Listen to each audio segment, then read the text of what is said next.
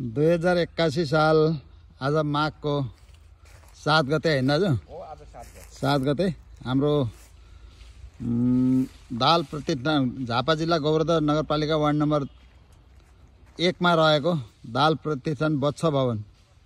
म यहाँ कमल प्रसाद दाल र म भेस्तर दाल यहाँ आएर हेर्दैछौँ। हाम्रो यो पुरानो भवन हो। यो कति सालमा बनाएको भवन दाजु? यो 27 सालमा बनाएको भवन। यो जुन भवन छ यो 27 सालमा बनाएको। यो चाहिँ अब 81-82 को 80-81 को भवन भन्नुपर्छ। यो हामीले बनाएको चाहिँ यो भवन बनायौँ। अब यो हामीले कम्पाउन्ड यो सबै रुख थिए। यो कम्पाउन्ड रुखको जरा निकालेर यसलाई समेयो। अब हाम्रा इँटा यति छन्। यो भोलि मन्दिर बनाउने भन्ने लक्ष्य छ। अब यसलाई हामीले बाटो यतिकोसम्म चाहिँ बनायौँ, रेखा तान्यौँ। अब यो परबाट दाजुभाइहरूले हेर्नु होला। सबै साथीभाइहरूले लगानी के गर्दैछन् दाजुभाइले भनेर हेर्नु होला। तपाईहरु सबै हामी यो 17 गते फागुन 81 साल फागुन 17 मा हाम्रो अधिवेशन छ।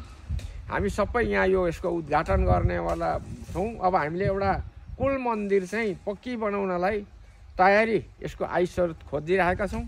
अब हेरौँ, सबैको आशा गर्दै सबैसँग भरोसा परिरहेका छौँ। यसलाई कल्याण होस् भन्ने हाम्रो पनि बच्चा गोत्रको सबैसँग कामना गर्दछु। यस्तो छ यो भवन। यो चाहिँ हाम्रो 32 सालमा बनेको भनेर दाजुले भनिसक्नुभयो। 27 सालमा बनेको भनिसक्नुभयो। अब यो भवनको यतापट्टि म तपाईँहरूलाई पूर्वको भाग पनि देखाउँछु है। पूर्वको भाग चाहिँ यस्तो छ। यो हाम्रो कल गाडेको है। अब यो पूर्वको भाग यस्तो छ। अब यहाँ चाहिँ अहिले नै 8 दर जमिन रहेछ। हाम्रो जग्गादाता जुन प्रेमबहादुर दाहालको छोराहरूले यो ऐलानी तपाईँहरू नै उपभोग गर्नु भनेर भनेको छ। यो ऐलानी तपाईँहरू नै उपभोग गर्नु भनेर भन्नुभएको छ। अनि यहाँ चाहिँ यो हाम्रो प्रेमबहादुरको ठुलो छोरा के अरे नाम हाम्रो न्यायाधीशको टेकेन्द्र दाहाल न्यायाधीशको रहेछ। यहाँ पनि रुख थिए। यो 13,000 मा बेचेर अनि यो पनि खुल्ला बनाउनु भनेर उहाँले भन्नुभयो, टेकेन्द्रले पनि।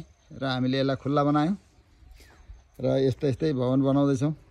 हामी सबैको अपेक्षालाई अब बिस्तारै यो भवनलाई पनि अलिकति यसलाई पूर्व सार्ने अथवा यसलाई चाहिँ भत्काएर एउटा साइडमा बनाउने भनेर अब यहाँ विस्तार गर्नुपर्छ। अब एउटा सानो मन्दिर बनाउनलाई इँटा पनि छ हाम्रो र अलि नपुगको इँटाहरू अलिकति सहयोगको हातहरू चाहिँ अलिकति चाहिएको छ। फेरि यो जसो गर्दा पनि पैसा चाहिँदो रहेछ।